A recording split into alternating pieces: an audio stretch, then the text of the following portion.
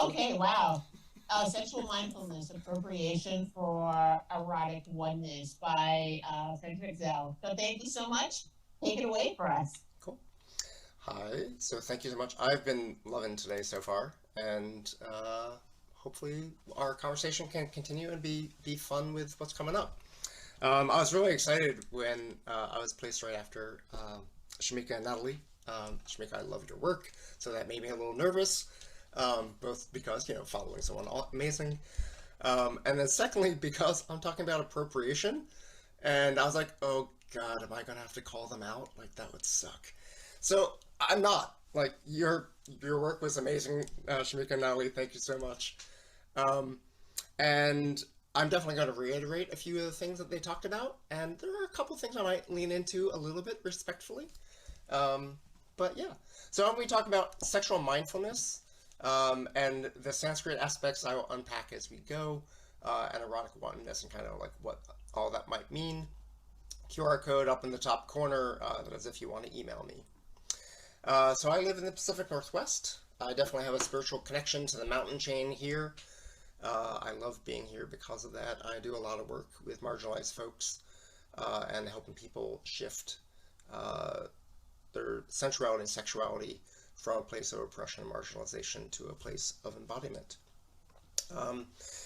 So mindfulness, or the word that's often used as mindfulness, is something that I've cared about basically my entire life, but under a whole bunch of different words. So spirituality definitely was part of it.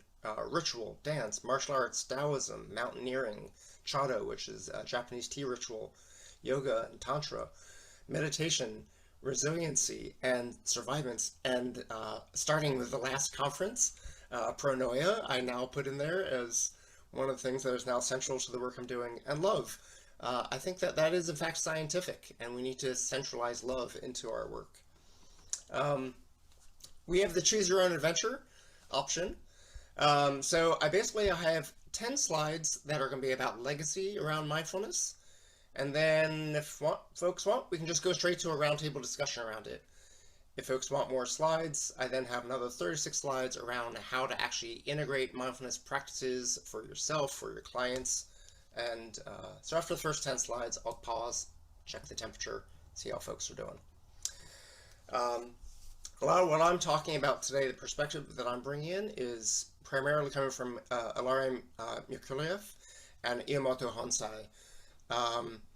They are both educators who care quite a bit about bridging, about creating communication and connection amongst many people around the globe so that we can share in this world, we can share in all the delights and joys, and that wisdom has never been owned, will never be owned, and it's not a capitalistic entity. It is, the purpose of wisdom is to share it.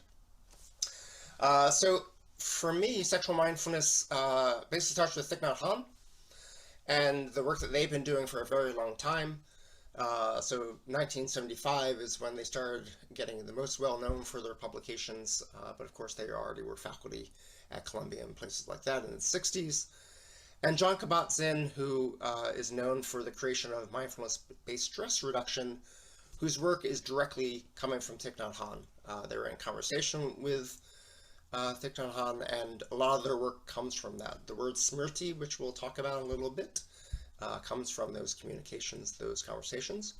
And then Laurie Brotto's work that was then built off of the trauma work that Jon Kabat-Zinn was doing, but bringing in the sexual component as her work is part of a gynecology lab at the University of British Columbia. And she's been doing that work since about 2008.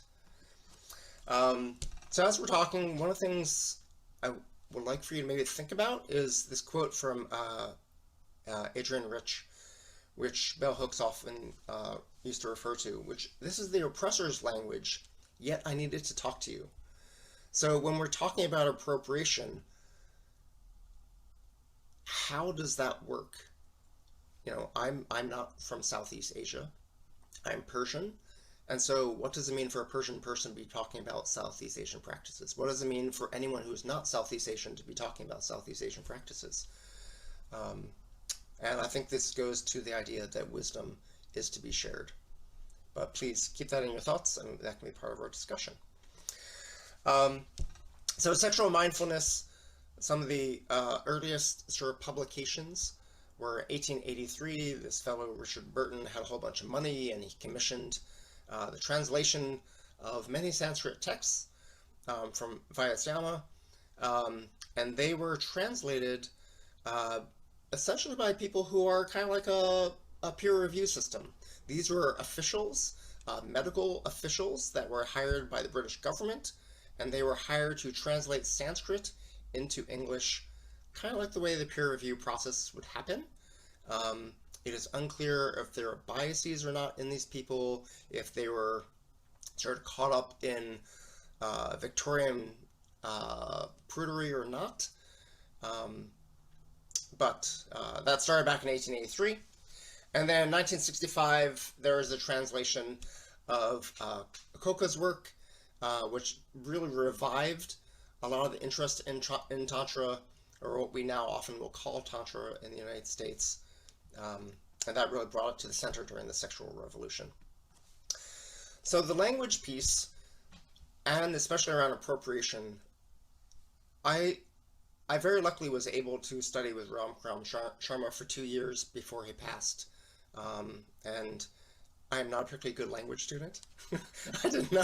I am not a Sanskrit scholar whatsoever. I mostly love the chanting. I love the random conversations. I love cooking with Mrs. Sharma every day for everyone who was at the ashram so that we could eat. But the important thing that Dr. Sharma taught me is that Sanskrit is not a spoken language. It was not a written language. It was a sung language. And we think of Pali vagal theory, that is really, really important when we're using language to understand why language is important, and specifically why the Sanskrit language is important and the meaning of it. So mindfulness, there are many, many, many ways to translate mindfulness. They all have different subtle meanings. And so smrti, which is the one that is often referenced in mindful literature, if you say the word smrti, the tension goes up into your head. You become very heady. Smrti is about looking at the past, analyzing the past, being stuck in your head in that cycle of analyzation. There's another translation, or another word that can be translated in mindfulness, which is Aikya. Aikya is a sense of oneness. It has this idea that Natalie and Shamika were just talking about the idea of we, this idea of non-humanism, that we are part of a oneness, a something of all people, all entities on the planet. And sexual mindfulness is supposed to connect you to that we, to that oneness. And so in using the words and referencing mindfulness as potential appropriators is to understand the importance of where the origins and foundations of all this are. Kāmā is basically, it's in reference to the Kama Sutra. It was the chosen word to reference sexuality or eroticism. So I'd recommend, since whenever it's talked about, they always leave out the sexual part to bring in the erotic, bring in the Kāmā. And then Sutra, of course, is stories, and stories or narratives like we are sharing stories right now.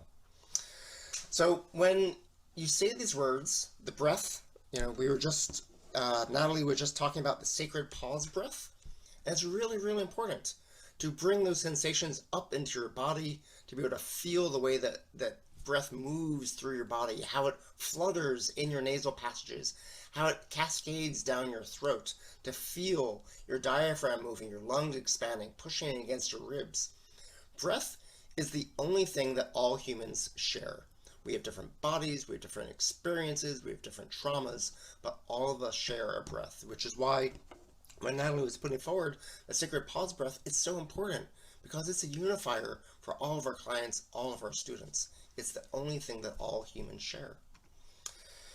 So looking at the lineage of where mindfulness comes from, in modern day practice, often like people would start looking at the sensate focus. And so part of that context of sensate focus for, which I attribute primarily to Virginia Johnson, although of course William Masters claimed most of the credit, is to recognize the work that was going on by Wilhelm Relich, and the persecution that the Federal Bureau of Investigation was doing with their work, and how much fear Johnson and Masters felt around the work they were doing in relation to persecution and the death of Reich in prison because of that persecution, and the Vietnam War that was going on, which essentially I think of it as a failed form of colonialism, and the fear of connecting with any sense of Asian wisdom. So whether it's narcissism for Masters or whether it's fear of connecting with Asia, Masters was known for mocking the Kama Sutra on a regular basis. In interviews, it is referenced in their books, but it is never given the honor or respect that the work deserves, because that's where sensate focus comes from. Linda Weiner and Constance Avery Clark, of course, have revived the work of Masters and Johnson and sensate focus more recently, but once again, no recognition is given back to Tantra. So in the Tantra world, you've got a whole bunch of different folks. And when you think about appropriation, so like Osho, who is known for being this Tantra practitioner, yes, he was teaching Tantra, but he also has massive scandal associated with that, the way in which he taught it. And so even though Osho, one might say, oh, they're not appropriating because they come from the right place, were they appropriating in the way in which they did the work? Were they respecting the lineage and the intent of sharing wisdom without creating harm?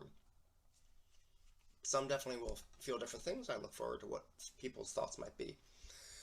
Dr. Kothari is a modern practitioner who studied with Masters and Johnson, and specifically was pointing out that Masters and Johnson stole their work from the Kama Sutra, their respective physician in India.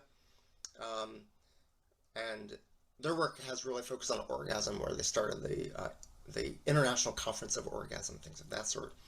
Mantak Chia has done amazing work around Tantra, continues doing the work to the day, but often in institutions, in Western practices and in academia, is not given the respect that might be possible. Then we have folks like Swami Vivekananda, who is how I actually started practicing Tantra when I started studying with him. And once again, so someone from Romania going to Thailand, living in Thailand, practicing out of Thailand, but the scandals that have surrounded their work, are they bringing forward that lineage of knowledge in ways that are respectful of the intent of creating connection? I don't know. This is the conversation I hope to have. Other folks like Margot Anand, the work that they're doing around Tantra, Amina Pedersen, Barbara Corellis. If you're on Amina's listserv, Amina this morning talked about the challenges of them being someone who was a soldier in Israel and participating in basically a form of colonization, and their own processing around that, how they want to be, I believe, that they want to be in a place of peace, but they are in a place of rage, that they are a place of soldier. And so how, if we're traumatized, how can we bring forward the peacefulness? I think this is part of that sacred pause breath, once again, that we were just talking about a moment ago. There's some other folks, once again, thinking about, is it appropriate for these people to bring forward the lineages? Are they representing, or are they appropriating? Are they stealing these lineages and these wisdoms for their own capital gain? So Iyengar, of course, is quite famous for bringing forward yoga, but Iyengar was not given permission by the people of India. Iyengar didn't solicit approval. Iyengar went out, brought modern day yoga to the Western world, and is praised by many, but also hated by some for bringing wisdom to other places. Goenka, similarly, is not shy about the fact that they were a business person, that they were a capitalist, and they used their capitalistic resources and their capitalistic knowledge to bring Vipassana meditation to the world. However, they also use their capitalistic understanding, and they provide things for free to recognize the value that goes beyond money. Bikram similarly brought yoga to a level of popularity in the United States. Once again, scandal coming along with this person. This person who was basically hated in India and fled India to teach in the United States because people didn't want him teaching in India. So does the popularity and them bringing yoga into the center of conversations and into people's lives, so people are practicing, does that outweigh the harm that they are creating? If you ever do Yoga with Adrian, it's a rather popular YouTube channel to bring yoga into different people's living rooms over YouTube. They focus on finding what feels good, finding what makes sense for your body. That it's, even though they of course are making a lot of money, that they're focusing on what is the individuality of the yoga practice. So a little quote to help you consider mindfulness. This is coming from Thich Nhat Hanh's book. I recommend the full book, but just this one little piece can be great. So when you're washing the dishes relaxingly, as though each bowl is an object of contemplation, consider each bowl as sacred, just like the breath, the sacred pause breath that Natalie was bringing forward. Follow your breath to prevent your mind from straying. Do not try to hurry to get the job over with. Consider washing the dishes the most important thing in life. Washing the dishes is meditation. If you cannot wash the dishes in mindfulness, neither can you meditate while sitting in silence. And so if you're in Jamaica and you're putting your toes in the sand or in the water, genuinely feel each grain of sand. Genuinely feel the rays of sun upon your skin. Feel it fully in that moment.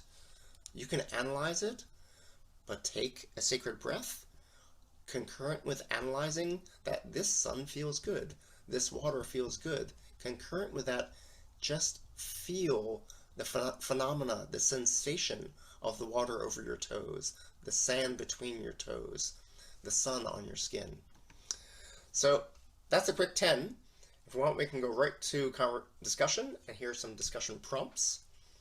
So would anyone like to go directly?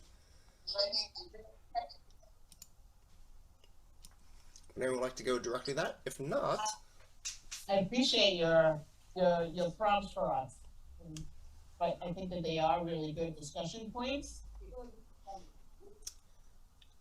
and so while people are considering these, I have these discussion prompts after the next set of slides if folks want more practical ways to bring mindfulness practices in with their clients and themselves. And so if there's silence, I'll keep going, but I will wait a little bit to see what people's thoughts are.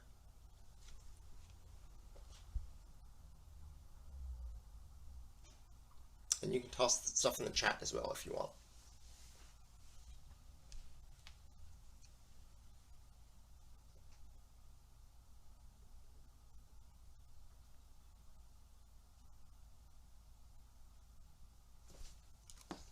Okay, I'm going to keep going. So, Kāmā Aikya, or erotic oneness, commonly known as sexual mindfulness, is what I'm going to be talking about.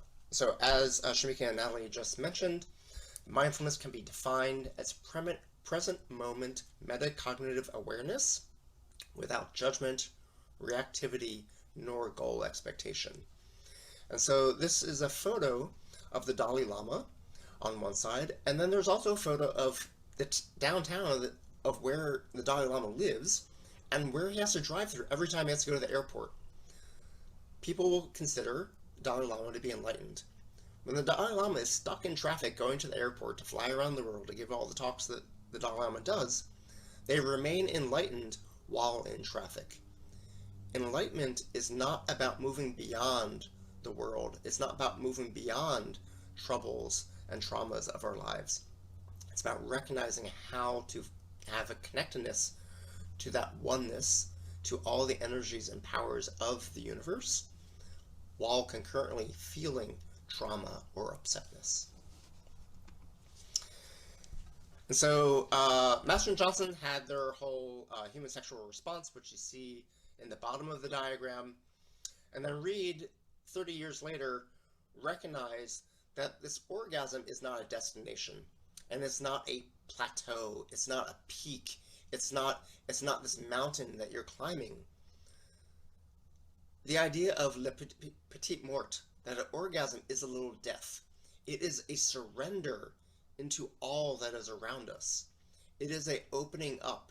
It is a releasing of tensions from your body to a full awareness of all that is around you and all the sensations that you feel in your body. And so this surrender, this idea of surrender, hope that you'll keep that in your thoughts as we continue. And orgasms can feel wonderful. The next time that you are feeling orgasmic, perhaps ponder this idea of surrendering, and it might help you in getting to that place of orgasm. And so Van der Kolk, people often reference the body keeps a score. Dr. Mays was talking about that earlier today. But it is the body that keeps the score. The brain interprets. The brain does not feel. The brain interprets. The body feels. All of our skin, all of our organs feel, and the brain interprets that. And so one of the keys to mindfulness is to recenter the body as being important. The brain, one of your lungs, and your heart are critical for your existence and for you to be alive. But you feel not with your brain, you feel with your body. And so there are a bunch of stressors. And so we were just talking about self-consciousness and anxiety. And so potentially those things can come from stressors such as age, bodily cognitive abilities, citizenship, class and money, experience, fame, fashionableness, gender, incarceration, physical presence, race and ethnicity, seniority, sexual orientation, social standing, visual aesthetic, and so much more. There are all these social, cultural, political, and economic factors that create stress in our lives. And mindfulness-based stress reduction has been clinically proven to alleviate, if not fully eradicate, these symptoms that are associated with those sociocultural factors. So there's been massive success with alleviating or completely removing anxiety, automatic reacting, depression, desire discrepancies, disconnection, dissociation, distraction, eating disorders, erectile dysfunction, low sexual desire, post-traumatic stress disorder, premature ejaculation, problematic, I'll put that in quotes, pornographic use, spectatoring, substance abuse, traumas, and vaginismus. And so Bassan, Brotto, Blicker, Diesel, Dickerson, and the Iyengar themselves, and then Weiner and Avery Clark have been showing this work to alleviate these symptoms. Some of the work that I've been focusing on is to understand how this works. What is the neurochemistry? Especially if you're doing anything with prescription medications, whether it's SSRIs, MAOIs, etc., and how they potentially affect the desire, satisfaction, arousal circuit. So that circuit is coming from Rosemary Bassan's work. And looking how neurochemistry affects those different areas. So mindfulness, you can think of mindfulness as an adaptogen. Kind of like mushrooms, kind of like other things that are adaptogens. They adapt to what your body needs in the moment to help you have balance. And so mindfulness will help your opioid levels go up or down depending upon what you need in the moment. It'll help your serotonin levels go up or down in what you need in the moment. Same with oxytocin, norepinephrine, prolactin, and dopamine. By affecting these, they basically allow an increase or more awareness, and the awareness potentially therefore leading to increase of desire, satisfaction, and arousal of all three components. And at the core of this is body acceptance. And so if we can accept our bodies, not that our bodies match what is coming out of Madison Avenue, but the bodies that we were born with, the bodies that have changed over time, our body in the present moment, whether we like it or don't like it, the reality of our body and accepting it right now, because it is our body which feels. And so there are some amazing people doing the body acceptance work. So we're talking a little about mirrors this morning. And so Amina Pedersen, if you have Netflix, that they are shown doing mirror work on that show, and how important mirror work can be around accepting one's body in the present moment. Betty Dodson, before they passed, and Carolyn Ross continues the work, focusing on genital acceptance, and that's for a full range of genitals. It's not just vaginas or penises. This includes the full range, including intersex. And to really focus on the skin. Sensations are coming through your skin. So to understand how the different receptors of the skin work, to understand the potential of that. And that if you're feeling pain, it is a range of sensation. You can think of pain as bad, you can think of no pain as good, but they're sensations, just like a passing cloud, just like the bubbles on the dishes. You can consider them without giving them too much importance. You really just understand how the skin works and to notice that without giving it importance. And so sex, they often focus on the genitals, and so, you know, the clitoral complex and the penis are delightful, but the average body has about the same amount of skin as 9 pizza boxes, or if you ever play the game of Twister, we have enough skin about the size of a Twister mat. And so it's the sensations from all of that, not just the genitals, that I recommend to focus on. So looking at how we can do psychosomatic integration, this is going back, so this is an image from the 1965 publication of Koka's work around Tantra. And so in the big picture, we're looking at the Brahmaharas, which are these 4 principles, these 4 pathways of enlightenment, these 4 places one theoretically wants to go. This place of mudita, compersion, or metta, loving kindness, karuna, compassion, and upeksha, of equanimity. Equanimity, I would compare to if you've ever been in an isolation tank, or if you've ever floated in the salty water of Jamaica and your body feels weightless. Equanimity is that. It's having a place of equilibrium with your environment. However, that's a little complicated. So where can we start? So Western science will say that we need to start with your central nervous system. In Eastern medicine, we're going to be looking at chi pathways. They're both essentially the same thing, but that's a potentially great place to start. And so Brotto and John Kabat-Zinn, they put forward the raisin as a place to start. One, since I personally don't like raisins, I tend to not use raisins in my work. And 2 is, not everyone has a raisin every day. And how can you do this work if you forgot your raisins at home? And so that's why I focus on breath. I think that's part of why Natalie was focusing on breath, is that we bring our breath with us every place we go. And so the appearance, the texture, the scent, the sound, the taste, how can we engage our breath in those ways? And so we were just talking about using a sacred pause breath.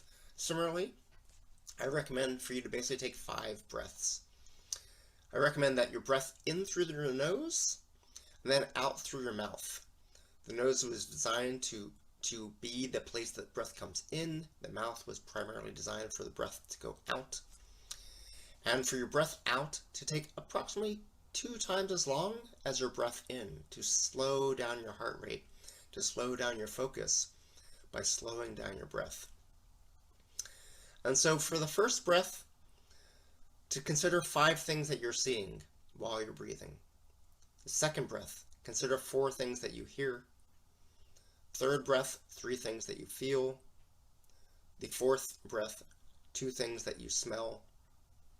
And the 5th breath, 1 thing that you taste.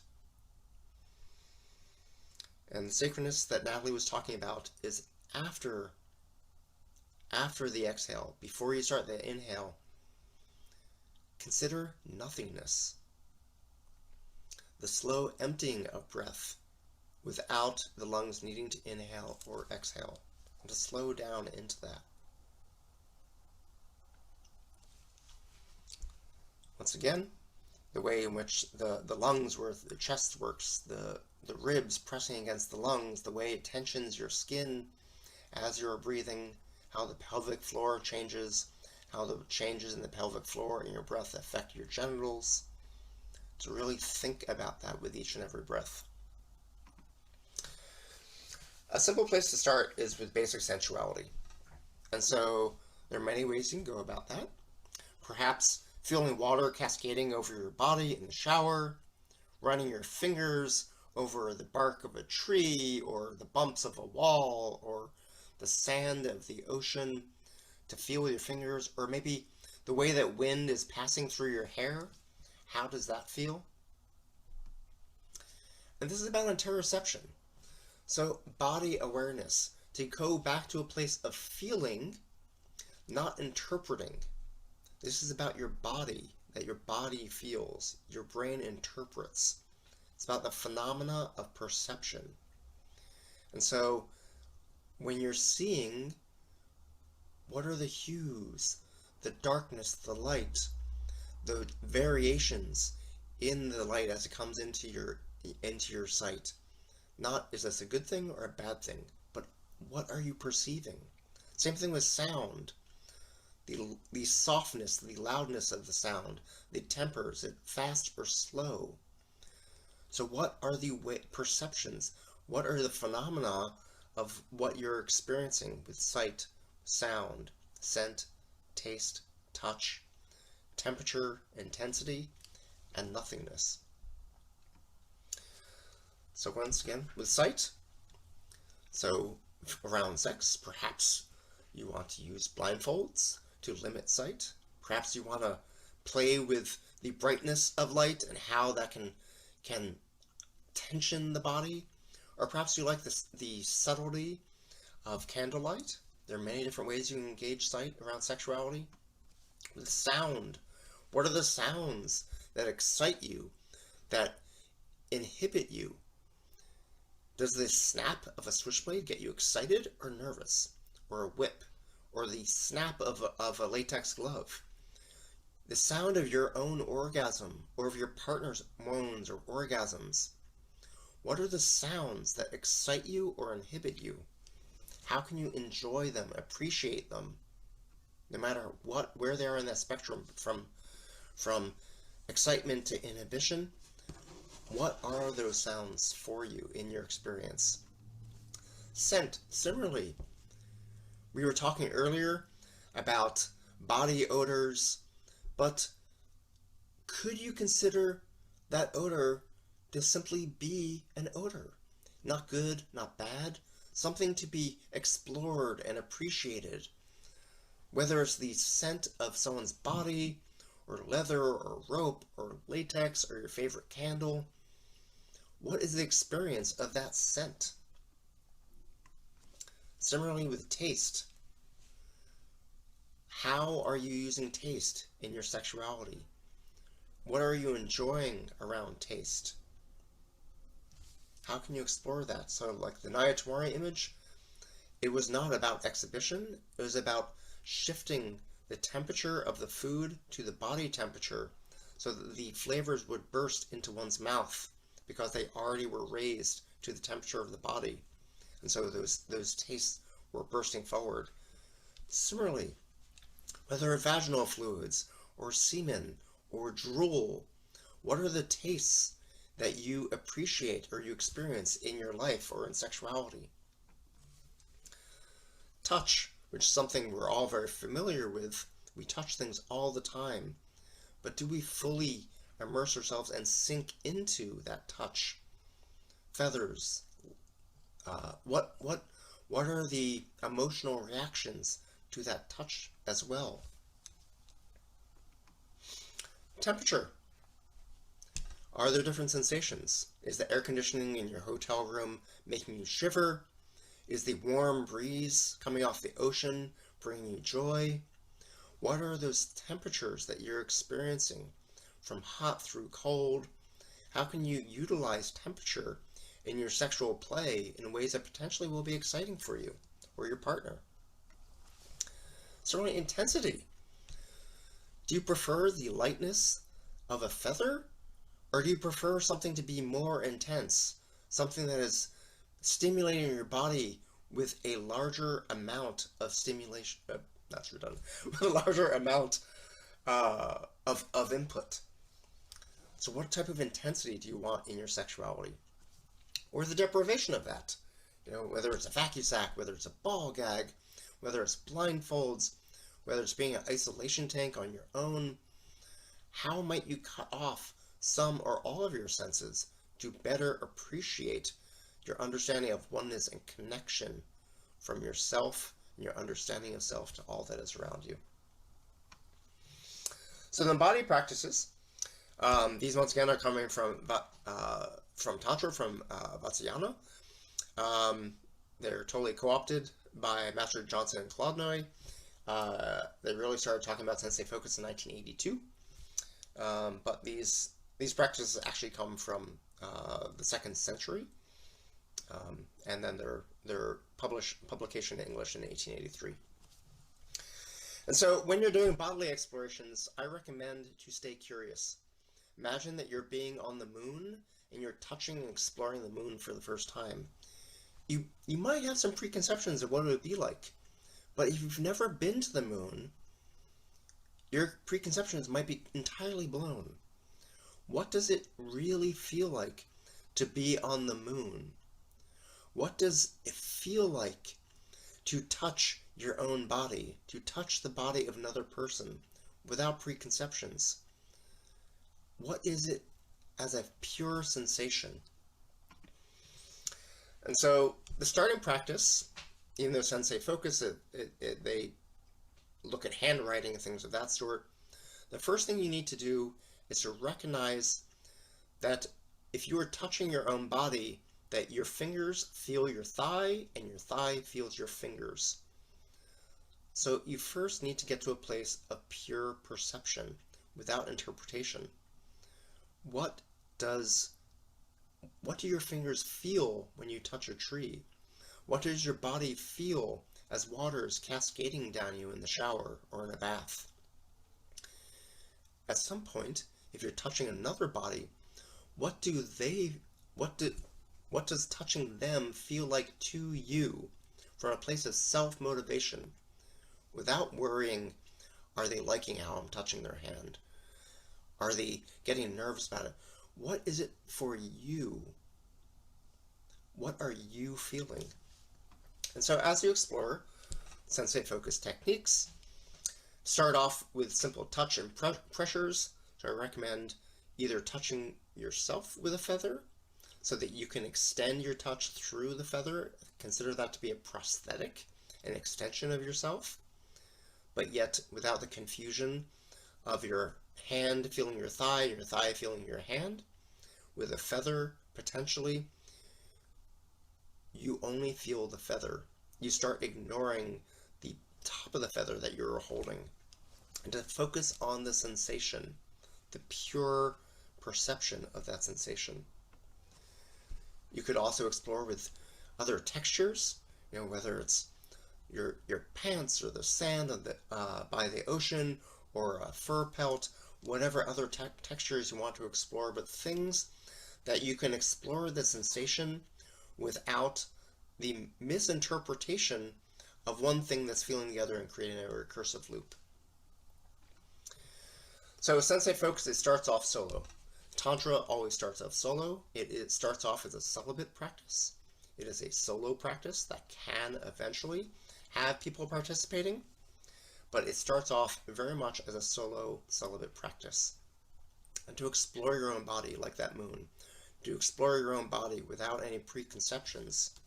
What does your body feel like in this moment? What is joyful? What is inhibiting to you? What do you like? Your fingers scratch or careen over your body. What are those different sensations that you feel? What are you inspired? What is your self-motivation in ways to explore your own body? Potentially you can bring in handwriting. Handwriting is where basically the person whose body is being touched places their hand on top. It allows one to have a non-verbal communication technique to the other so that they don't have to go into the prefrontal, do not need to go so much in the prefrontal cortex and start using verbal language to communicate. They can express pressure of their hand upon the other person's hand to slow down, to stop, to not go to a certain area, to stay in a certain area. And the importance of the handwriting is the nonverbal component. Of course, people can still use words, but it's recommended to stay with the nonverbal so the prefrontal cortex is not utilized as much, that the interpretation is not utilized as much. It stays in a place of pure perception, the phenomenology of perception. Eventually, you can bring in concurrent and mutual. However, that is well down the road. And so just being careful about that. Each one of these stages, I would recommend a minimum for someone to explore each of these stages for 3 weeks. Not 3 minutes, not 3 hours, for 3 weeks at each of these stages of practice. And I always like to joke, if you want, you can bring in things that might make you feel horny. So once again, that little quote that I had earlier on about your dishes and washing your dishes and really trying to be mindful in that, or putting your toes into the ocean and the sand, feeling the sun on your skin. So a bunch of citations that are in the handout I put in the chat. I've got dozens more if folks want more. And then these were the discussion prompts. So thank you. I look forward to any thoughts people have. Thank you. As usual, you've left us with a lot, particularly the historical context. Yes, particularly the historical context of somatic touch, and I think we forget about the fact that we've done so much here in the U.S. of robbing people, or robbing people's original thought, to kind of just shift it into what we need for our practice. So thank you for that.